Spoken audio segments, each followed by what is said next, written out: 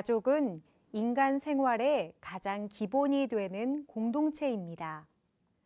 가족은 혼인, 이혼, 출생, 사망, 상속 등과 같은 상황을 통해 법과 밀접한 관계를 갖습니다. 이번 차시에서는 혼인과 이혼이 법적으로 효력을 갖추기 위해서는 어떤 법적 절차를 거쳐야 하는지에 대해 알아볼 것입니다. 또한 출생과 사망, 상속과 관련된 법에는 어떤 내용이 들어있고 어떻게 적용되는지에 대해 알아보겠습니다. 부부가 결혼을 했을 때, 자녀가 태어났을 때 법적으로 인정받기 위해서는 혼인신고와 출생신고를 해야 합니다. 다음은 혼인신고와 출생신고를 할 때 작성하는 서식입니다. 혼인신고는 구청에 가서 해야 하며 보증인이 2명 있어야 합니다. 출생신고는 아이가 태어나서 1달 이내에 해야 합니다.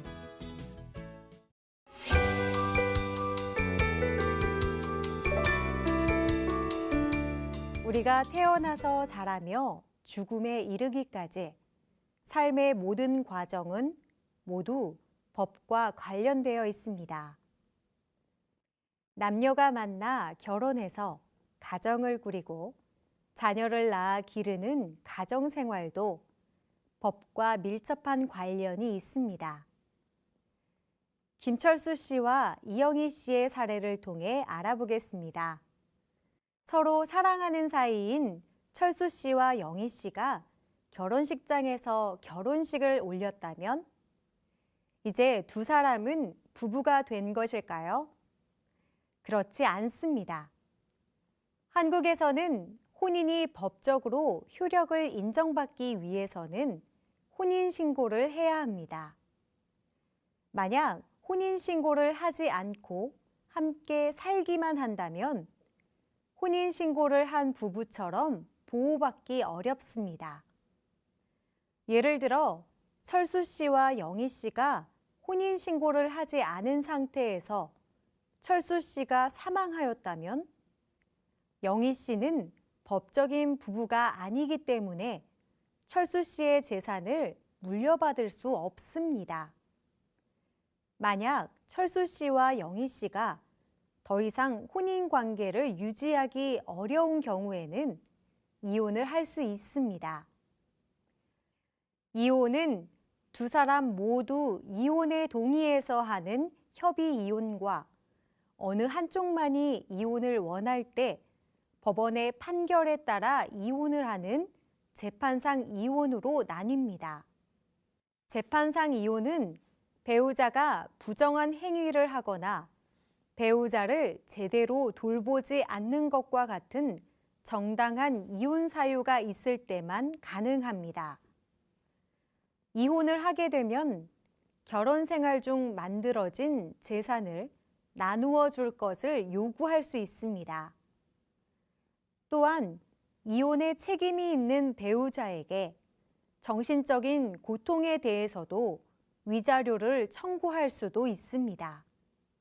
자녀가 있을 경우에는 자녀의 양육자를 정하고 양육비를 공동으로 부담해야 합니다. 양육을 맡지 않은 쪽의 부모는 자녀와 만나거나 연락할 수 있는 권리를 가집니다. 가정법원을 별도로 둔 것은 가정에서 생기는 분쟁이 개인의 사적인 생활에 속하는 것이라는 점에서 일반적인 민사소송과 다르고 청소년 관련 사건은 가정 문제와 밀접한 관계가 있어서 이 둘을 함께 묶는 것이 적절하다고 보았기 때문이다. 현재 가정법원은 서울, 부산, 대구, 광주, 대전 등 5군데에 있으며 가정법원이 없는 곳에서는 그 지역의 지방법원에서 관련 재판을 진행한다.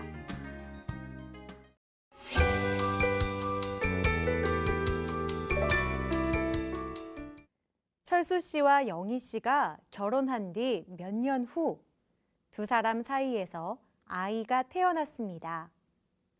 이 아이는 어떻게 한국 국민으로 인정받게 되는 것일까요? 한국의 법에서는 아이가 태어난 후 1개월 이내에 구청, 군청, 주민센터 등에 출생신고를 하도록 하고 있습니다. 출생신고를 통해서 아이의 이름이 가족관계 등록부에 기록되고 한국 사회 구성원으로서의 법적인 권리와 의무를 갖게 됩니다. 그렇다면 사람이 사망하게 되었을 때에는 어떨까요? 그때에도 출생과 마찬가지로 사망신고를 해야 합니다. 사람이 사망하면 상속이 이루어지게 되는데 일정한 요건을 갖춘 유언이 있을 경우에는 그 유언에 따라 상속이 이루어지지만 그렇지 않은 경우에는 법에서 정한 대로 상속이 이루어집니다.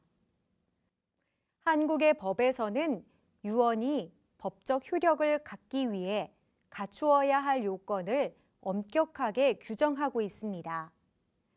왜냐하면 유언은 유언을 남긴 사람이 사망한 이후에 효력을 갖기 때문에 그 유언이 사망한 사람의 뜻인지를 사망한 후에 확인하기가 어렵기 때문입니다.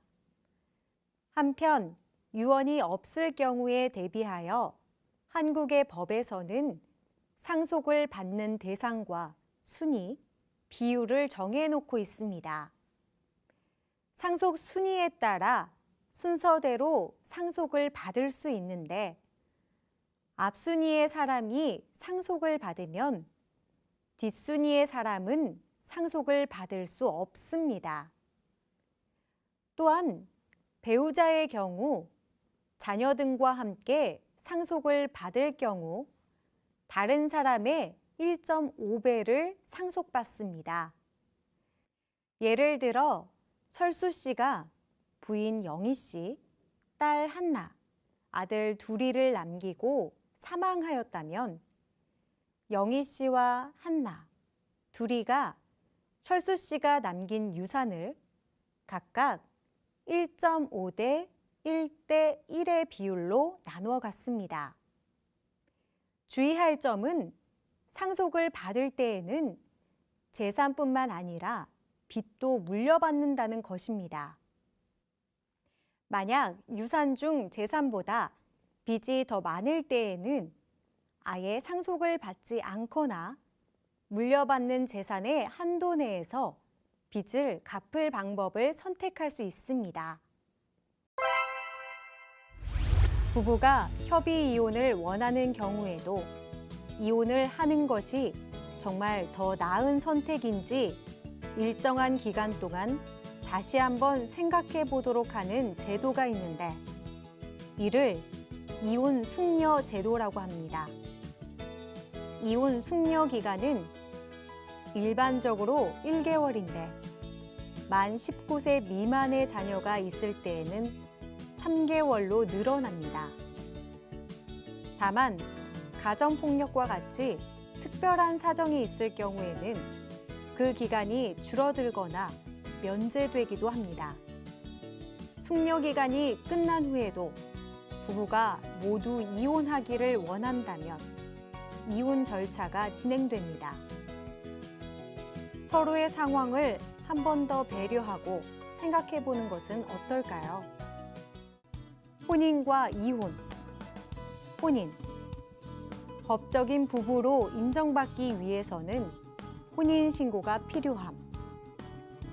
부부는 부양, 동거, 공동생활에 대한 책임을 져야 함.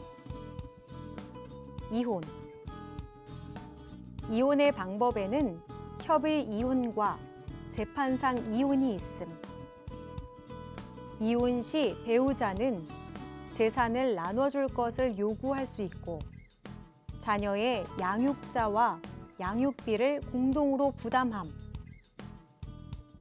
자녀를 양육하지 않는 쪽은 자녀와 만나거나 연락할 권리를 가짐. 출생과 사망, 상속. 출생. 태어난 아기가 한국 국민으로 인정받기 위해서는 출생 신고가 필요함. 사망. 사람이 사망하면 사망 신고를 해야 하며 상속이 이루어짐. 상속. 상속에는 유언에 따른 상속과 법에 따른 상속이 있음. 법에 따른 상속의 경우 상속 대상, 순위, 비율이 정해져 있음. 상속에는 빚과 재산이 모두 포함.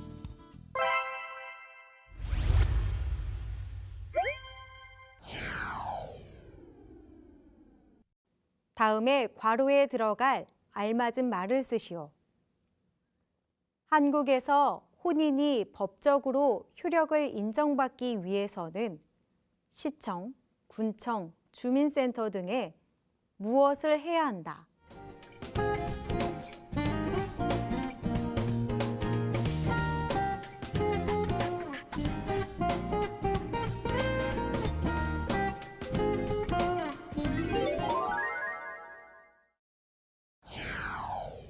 상속에 대한 다음의 글을 읽고 내용이 맞으면 O, 틀리면 X를 표시하시오. 1. 앞순위의 사람이 상속을 받으면 뒷순위의 사람은 상속을 받을 수 없다. 2. 배우자의 경우 다른 상속인과 공동으로 상속을 받을 경우 2배를 상속받는다. 3. 상속받을 때에는 재산뿐만 아니라 빚도 함께 물려받는다.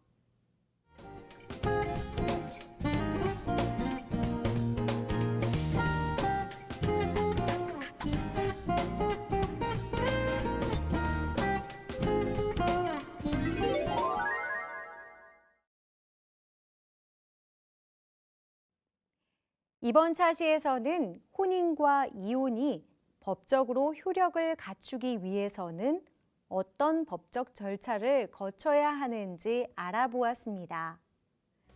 다음 차시에서는 범죄와 형벌, 그리고 범죄의 개념과 기본 원칙, 종류에 대해서 확인해 보겠습니다. 감사합니다.